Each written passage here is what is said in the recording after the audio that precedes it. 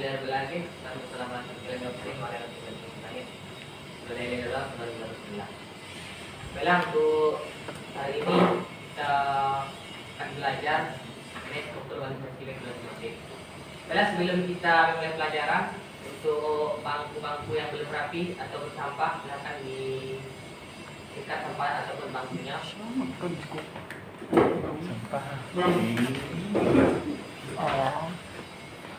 Baik, untuk sebelum kita mulai pelajaran pada hari ini, siapa yang nggak ada di dalam kali ini? Semua. Siapa?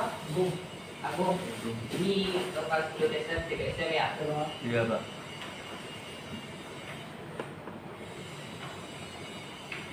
Ada sehat semua kan? Alhamdulillah. Untuk menjaga kesehatan, mari kita selalu menjaga protokol kesehatan dengan menerapkan 3M, mencuci tangan, menjaga jarak, dan memakai masker. Untuk menghindari pandemi yang kita terhindar dari virus corona. Dan sekarang ada juga varian terbaru Omicron.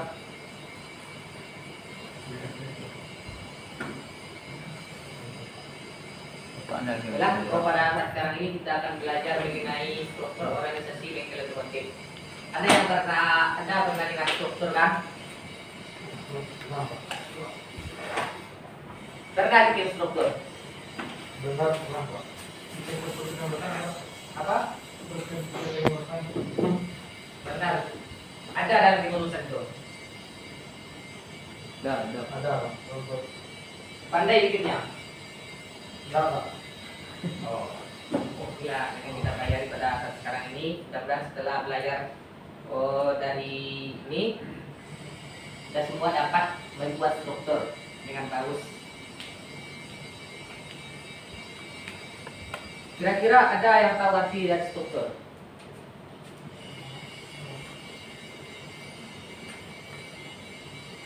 Baiklah, mari lanjut sama. Struktur organisasi bengkel otomotif adalah pengaturan atau penempatan personal yang dibuat pada bengkel otomotif guna melakukan tanggung jawabnya sesuai dengan pekerjaannya masing-masing. Di dalam struktur ini, personal itu dibagi di dalam struktur itu dengan ada tugasnya masing-masing. Untuk jenis-jenis struktur ada 6.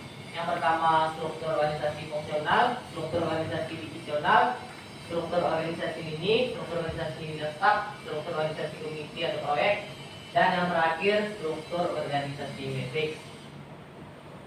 Sudah pernah dengar sebelumnya jenis-jenis struktur ini? Belum, Pak. Mari kita tengok yang struktur yang pertama. Yang pertama itu struktur organisasi fungsional. Sering digunakan berdasarkan sesuai dengan kemampuan masing-masing. Seperti pada struktur yang bawahnya, yang di atas pimpinan, di bawahnya bagian keuangan, personalia, teknik, dan di bawah yang 3 itu anak buah atau karyawan. Dalam struktur ini pimpinan akan maksudnya keuangan personalia ini akan memberikan instruksi dari pimpinan, dan juga anak buah ini akan memberikan keuangan personalia teknik memberikan instruksi kepada anak buah atau karyawan, dan anak buah atau karyawan akan berurusan dengan bagian keuangan personalia maupun teknik, dan yang ketiga yang pimpinan itu akan berurusan dengan pimpinan. Artinya di sini struktur ini saling keterkaitan, saling struktur ya. Selanjutnya struktur organisasi divisional. Yang dimaksud dengan organisasi divisional dikelompokkan berdasarkan kesamaan baik layanan pasar, produk maupun fisik geografis. Untuk bagian atasnya pimpinan. Untuk yang di bawah duanya pimpinan 1, wakil pimpinan 2. Di bawahnya itu ada yang untuk wakil pimpinan 1, bagian A, B, C. Tentunya juga dengan bagian pimpinan 2, D, E, dan F. Selanjutnya kita tengok organisasi ini. Organisasi ini Struktur organisasi ini dihubungkan secara langsung dengan atasan cocok untuk lini kecil, contoh di RT, memakan perbengkelan. Yang di atas tetap pimpinan, yang di bawahnya keuangan, pelaksana. Dan di bawah keuangan, akuntan, pelaksana, pelaksana. Di bawah pelaksana itu pelaksana. Selanjutnya, struktur organisasi lini dan staf. Struktur kombinasi yang sangat menjunjung tinggi di disiplin ilmu. Seperti pada struktur itu dapat kita lihat bersama. Yang pertama pimpinan, bawahnya keuangan, personal, dan di bawah dari keuangan dan personal staf. Di bawah staf itu karyawan, dan di bawah staf dari sebelah kanan Anda tengok dari bangku, staf juga. Dia memiliki anggota yang punya wewenang, semua mempunyai peran karena terjadi musyawarah. Kelemahannya jika terjadi masalah maka sering menghindar atau saling lempar tanggung jawab. Umpamanya dalam struktur itu, siapa namanya Anda? Bisa artinya? Umpamanya si Batahul, dia berbuat kesalahan, dan si Ham tidak berbuat kesalahan. Dia sering terjadi menghindar si Batahulnya dan melempar tanggung jawabnya kepada Ilham. Fitnah ya Pak? Ya, dalam arti kata fitnah lah, saling tuding menuding. Selanjutnya organisasi struktur dan simetrik, yaitu gabungan antara struktur fungsional tadi yang sudah dijelaskan dan struktur diksional seperti bengkel mobil dan juga bengkel sepeda motor. Besok Anda semuanya apabila sudah sekarang baru kelas 10 kan? Ya Pak. Besok kelas 11 Allah akan melaksanakan prakerin untuk orang kerja industri, akan masuk ke dunia industri. Allah besok akan melihat ini seperti struktur bengkel, seperti kepala bengkel, servis visor, servis terpat, mekanik, kasir, mekanik, office boy. Dan besok di lapangan akan nampak tuh siapa personalnya di dalam bengkel tersebut. Selanjutnya untuk penjelasannya kepala bengkel. Pernah dengar kepala bengkel? Itu tugasnya memimpin berlangsungnya bengkel atau perusahaan yang dipimpinnya. Seterusnya kepala mekanik servis advisor. Di sini dia bertugas mengatur dan mengkoordinasi mekanik dalam melakukan pekerjaan, mengontrol keluhan pelanggan tentang servis yang dilakukan mekanik. Di sini umpamanya kepala mekanik mengatur, dia mengarahkan dari mekanik. Apabila seandainya mekanik ada mengalami masalah untuk melaksanakan kerja dalam perbengkelan, dan mengontrol berbagai keluhan pelanggan tidak tentang servis yang dilakukan mekanik. Umpamanya si Ilham, dia pergi servis ke bengkel sepeda motor. Setelah dia selesai servis, dia komplain. Disinilah tugas dari kepala mekanik ini yang akan meredam ataupun meredam silam emosi karena tidak sesuai dengan permintaannya. Seterusnya front counter, menerima keluar masuk pelanggan yang datang untuk melakukan berbagai jenis layanan di bengkel. Ini umpamanya kita akan melaksanakan servis di bengkel sepeda motor, kita dapat menghubungi front counter ini. Biasanya di depan bengkel itu ada tertera nomor dari front counter ini dan kita dapat menghubunginya. Selanjutnya mekanik. Dari mekanik sendiri itu melakukan servis pada sepeda motor yang datang dan yang masuk pada antrean. Ialah yang akan mengerjakan dari kerja untuk memperbaiki sepeda motor tersebut. Seterusnya spare part. Spare part ini ya silakan. Ada yang tahu spare part? Tahu spare part? Yang di depan Anda siapa namanya? Erlando, Pak. Tahu spare part itu apa? Tahu, Pak, komponen-komponen kendaraan. Yang di belakangnya? Siapa Sama. namanya? Sama yang banyak. Bagus apa yang dibilang Erlando itu? Spare part itu komponen dari sepeda motor kalau di bengkel sepeda motor. Itu di bagian gudang, menjaga bagian jual beli atau pengambilan suku cadang selalu cocokkan dengan registrasi yang ada. Umpamanya kita ada mau membeli part di sebuah bengkel, maka kita akan menghubungi spare part ini, orang yang bekerja di spare part ini. Kita akan bisa menyampaikan apa yang akan kita beli umpamanya, ataupun apa yang akan kita tanya seandainya kita tidak tahu nama alat tersebut. Selanjutnya pencuci motor. Nah, pencuci motor di sini itu di bagian setelah selesai servis, maka motor itu akan dicuci dan itulah tugas pencuci motor. Seterusnya office boy itu di bagian kebersihan dari showroom ataupun bengkel 10 yang ada. Selanjutnya cuma itu.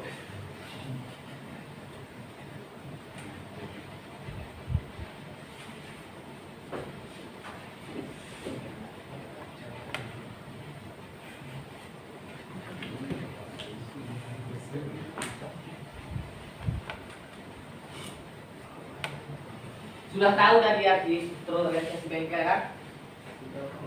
Coba pertama baca ulang. Struktur organisasi bengkel otomotif adalah pengaturan atau penempatan personal yang dibuat pada bengkel otomotif guna melakukan tanggung jawabnya sesuai dengan pekerjaan masing-masing.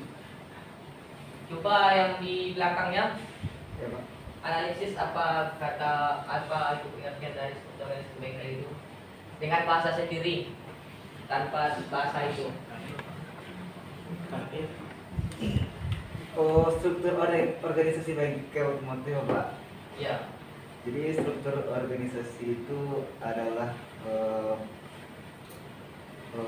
pengaturan gitu, Pak. Pengaturan di mana personel-personel itu dibagi atas beberapa bagian dan bagian-bagian itu memiliki fungsinya masing-masing, pekerjaan masing-masing. Baik. Ada lagi yang mau menyampaikan pendapatnya sendiri atau sama dengan temannya yang di belakang dari kami ini? Sama, Pak. Atau sama saja? Atau bisa sama-samakan ini? sama-samakan. Sama-samakan. Kita lihat kembali jenis-jenis struktur organisasi. Atau dari struktur organisasi bengkel otomotif itu ada yang mau ditanyakan? Sebelum masuk kita kembali ke jenis-jenis struktur organisasi, kita review ulang saja biar lebih paham dan lebih mengerti. Izin bertanya, Pak. Iya, silakan. Sebelumnya perkenalkan nama Suni, Pak, asal dari Bekasi.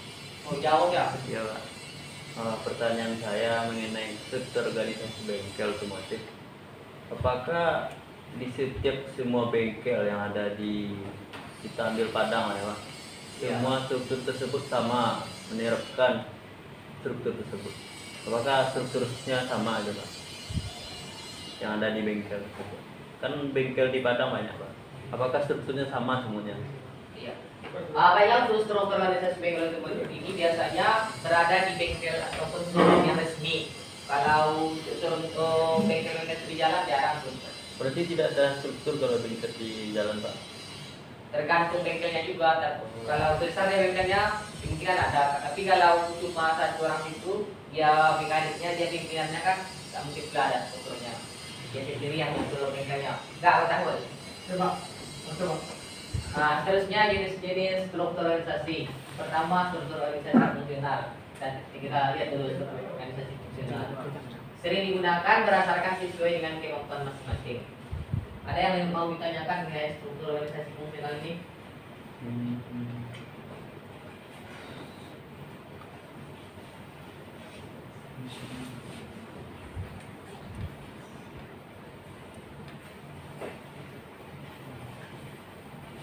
Tidak, Pak. Tidak, Pak. Tidak. Tidak. Sudah paham? Sama, Pak. Lanjutnya kita dulu. Kedua, struktur organisasi divisional dikelompokkan berdasarkan kesamaan, baik itu berdasarkan layanan pasar, produk maupun fisik geografis. Coba lihat kembali apakah masih ada yang diragukan ataupun masih kurang paham, silakan ditanyakan. Oh, di situ, Pak, ada dua wakil kepala ya, Pak? Wakil kepala. Wakil itu wakil ketua atau wakil kepala? Wakil kepala. Kepala ya. Oh, wakil kepala pimpinan 1 dan wakil kepala pimpinan 2. dan juga ada bagian-bagiannya di situ, Pak. Iya. Jadi bagian-bagian di sini itu bertanggung jawab hanya kepada waka pimpinannya gitu, Pak. Misalkan itu kan ada bagian A, bagian B, bagian C. Apakah dia juga bertanggung jawab kepada waka pimpinan 2 gitu? Atau boleh selang-seling itu, Pak, atau hanya kepada waka pimpinan 1? Seperti yang dilihat di pada perpen ini, kan itu struktur saling berkaitan. Kalau yang umpamanya bab B dan bab C itu otomatis dia berhubungan dengan pimpinan 1, kecuali ada umpamanya rolling atau pertukaran mengenai bagian yang D, E, F itu. Umpamanya yang bagian A dia pergi umpamanya di rolling, Oh, iya. Itu nanti ya, Pak. ditukar kan. Ya. Tapi kalau berdasarkan ini dia A, B, C itu masih bertanggung jawab kepada wakil pimpinan 1. Ngerti? Nah, Alhamdulillah, Pak. Silakan. yang lainnya ada yang mau ditanyakan? Saya Pak, Oh, silakan. saya ingin bertanya Pak. Organisasi contoh organisasi yang menggunakan struktur organisasi divisional ini contohnya apa Pak?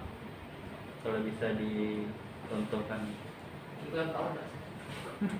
Iya kan, ada organisasi yang menggunakan struktur fungsional, ada organisasi yang menggunakan struktur divisional. Jadi contoh organisasinya seperti apa Pak? Kalau Nah, untuk yang unit menggunakan itu sendiri bisa umpamanya dari bengkel ataupun dari bengkel sesuai dengan mata pelajaran kita pada saat sekarang ini, itu tergantung dari kesepakatan ataupun kebijakan dari sebuah organisasi tersebut untuk membuat struktur dari yang akan mereka terapkan pada organisasi mereka. Berarti tiap-tiap struktur tersebut tidak memiliki persyaratan gitu. Iya Pak? Itu kan tergantung kesepakatan. Ya. Sampai Pak. Berarti boleh dipilih Pak, tergantung kesepakatannya. Kurang tahu juga Pak, soalnya kan masih belajar ini. Nanti Iya. lah kita bahas untuk pertemuan selanjutnya. Boleh terima jawab, Pak? Jawab Pak. Oh, mungkin di sini organisasi divisional, ya, Pak. Iya. Di situ berdasarkan organisasi saja kita lihat itu ada pimpinan, wakil pimpinan 2 dan wakil pimpinan 1. Mungkin di dalam satu organisasi tersebut mungkin dikatakanlah lebih besar gitu, Pak. Misalkan ada seperti pasar lah, Pak. Di situ kan ada pasar itu kan besar, Pak. Iya. Misalkan kita anggap aja di pasar itu ada 2 ruko, apa namanya yang besar, Pak? Ruko. Nah, misalkan ruko ini, Pak, yang satu yang A dan yang kedua yang B. Jadi kita berdasarkan di pasar itu ada satu pimpinan organisasi di situ. Jadi yang satu lagi mengelola yang bagian A dan satu lagi yang mengelola bagian B. Mungkin itu jawaban saya. Ya, bagus sekali. Mungkin. Ya, mungkin, Pak. Untuk kepastiannya nanti kita belajar bersama. Nah, Dan kita cari tahu bersama. Ya, Suni. Iya Pak. Selanjutnya, struktur organisasi ini dihubungkan secara langsung dengan atasan, cocok untuk lini kecil, contoh IRP, pemahaman perbengkelan. Dari sini paham semuanya mengenai struktur organisasi lini ini? Gak ada yang mau ditanyakan? Atau mau didiskusikan? tidak, Pak. Cukup jelas Pak. Untuk selanjutnya, struktur organisasi lini yang tetap. Struktur kombinasi yang sangat menjunjung tinggi di disiplin dan ilmu. Ini ada yang mau ditanyakan? Oh, tidak, Pak. Tidak. Bagian ini struktur organisasi matriks. Gabungan antara struktur fungsional dan struktur divisional. Ini yang sangat, ini yang berhubungan dengan sesuai kompetensi kalian, yaitu TBSM, yaitu terdapat pada struktur bengkel mobil maupun bengkel sepeda motor. Terdiri dari kepala bengkel, servis visual, servis spare part, mekanik, kasir, mekanik, office boy. Inilah yang nantinya yang akan Anda dapatkan di dunia industri. Inilah tugas dari struktur bengkel. Ini tadi sudah dijelaskan. Apakah masih ada yang belum paham mengenai yang 7 ini?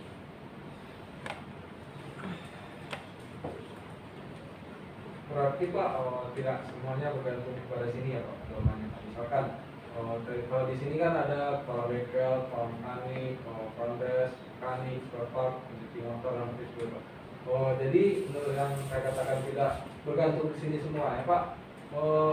Saya sering juga ke showroom dan pernah juga dulu belajar di showroom sebentar Pak. Tidak ada pencuci motornya gitu Pak. Berarti tidak semua perpatakan di sini ya Pak. Di situ di bengkel itu nggak ada pencuci motornya Pak. Oh, nggak terbatas di sini juga. Nah, berarti nggak Kan bergantung ke sini ya. seperti pencuci motor ini, Tergantung bengkel ya. showroom-showroom yang apa lah, showroom-showroom elit, showroom bagus, orang-orang yang ini lah masuk sana kan. Hah? Ya itu kan. Ada lagi yang mau ditanyakan? Atau masih kurang paham dengan penjelasan yang Bapak berikan tadi?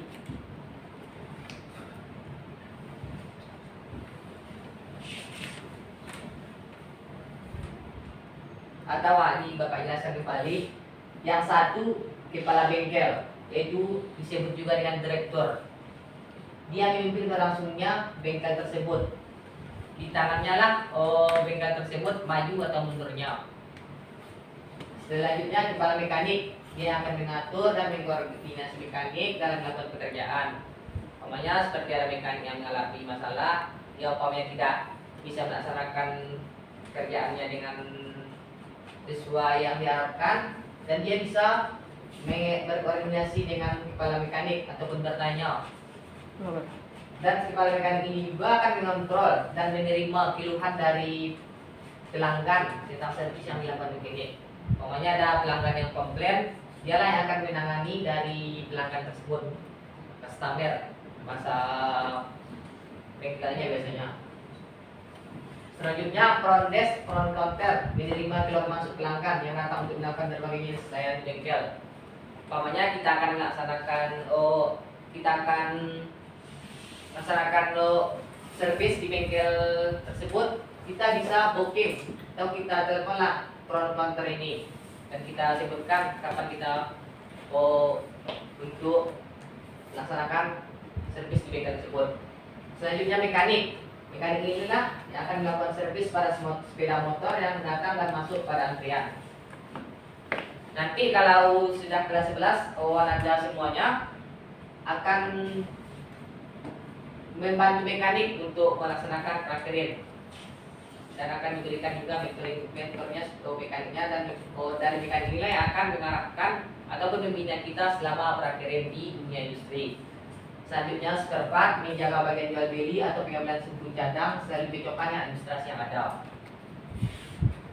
Ini di bagian gudang, umpamanya kita ingin membeli barang part untuk sepeda motor kita, inilah kita pada petugas gudang ini spare part. Selanjutnya pencuci motor. Pencuci motor ini biasanya sudah selesai servis, umpamanya, maka akan dicuci oleh si pencuci motor ini sebelum dari customer ini pulang. Selanjutnya office boy ini tahu kita membersihkan dan juga agar bengkel tersebut nyaman.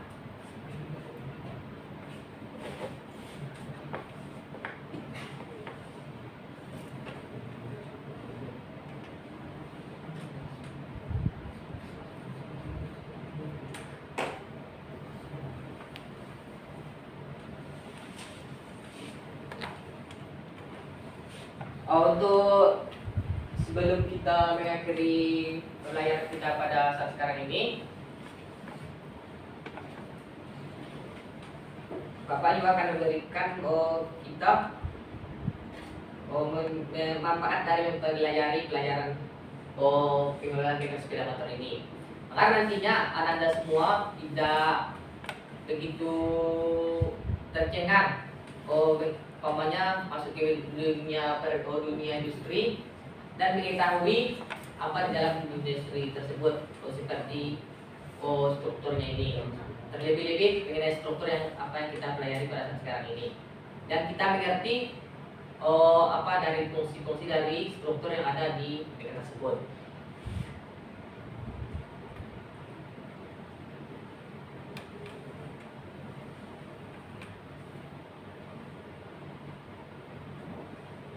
Kira-kira di sini Bapak ingin bertanya mengenai yang 7 ini.